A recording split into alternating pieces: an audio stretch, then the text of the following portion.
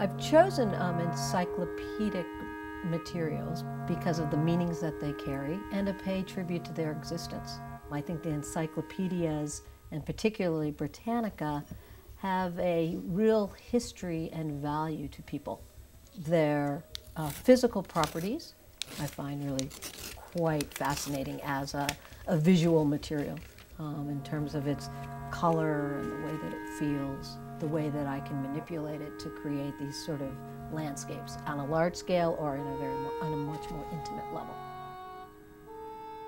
By using encyclopedias, which are so familiar to people, and taking this revered book of Western knowledge, deconstructing it and restructuring it into a form that is unexpected, the response is usually very different than I think the viewer would have expected. And that is clearly one of the goals, to generate an unexpected response and to hopefully allow them to engage with an idea that may change the way they view things.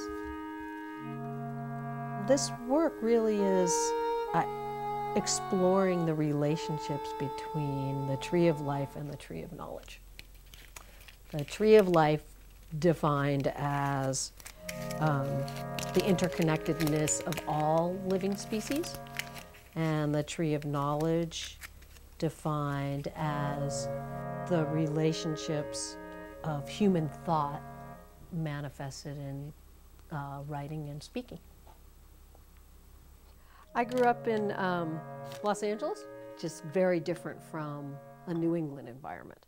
And it's been wonderful to be able to have the experiences of both. That seems a long time ago, moving to Rhode Island in 1984 to go to graduate school at RISD. I was a Master of Arts for Education. I come from a textiles background, so text and texture are all interrelated. As with textiles, which are something that we touch, we want to touch, books play a similar role in that sense. It's very tactile. I had a line of printed fabrics on the market for home furnishings, upholstery, and wall covering, and was sold through showrooms across the country. They were silk screened. It was continuous printed yardage, and they were hand printed, not mechanized. But with the economic changes that happened in the early 90s, I realized it was probably time to stop manufacturing. I like to think that I am inspired by multiple cultures, that there are parts of something in every culture that would resonate with who I am, because we all come from the same primordial sludge.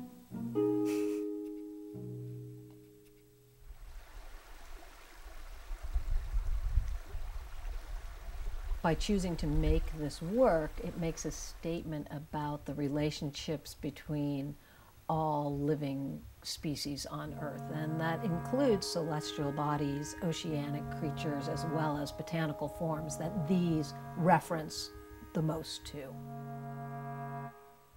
The spine pieces do allow the viewer to actually lift up the pieces and look inside and see what's presented there. I hope that the large-scale site-specific installations encourage the viewer to move within them and interact with the pieces. The frame, tightly scrolled pieces, I've chosen the rectangular format like it is an open book. The wall pieces reference back more directly to book format.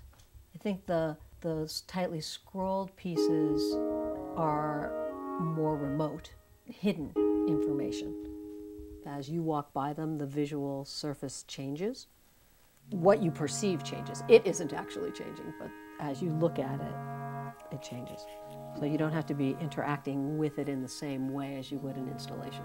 It doesn't require the same physical movement. The act of making the parts through a repetitive process, that practice is much like my daily walk in the woods. It allows me to clear my head so that I can come into the studio and hopefully make something worthy. I did a body of work that was entitled Skirts and Stations. I made a piece called Goddess Girdle based on One of the stories in Homer's Iliad, which describes when Hera asks Aphrodite to borrow her girdle of 1,000 tassels to woo Zeus back from the Trojan War. That piece sort of set me off in a direction where paper became a focus. I didn't realize it at the time when I started working with this material that I would be commenting so much on a station in time. I have always been interested in where we are, me as an individual and we as a culture. Frequently I'm looking at my own personal station as I'm making my work and look out to the sort of more global station in time.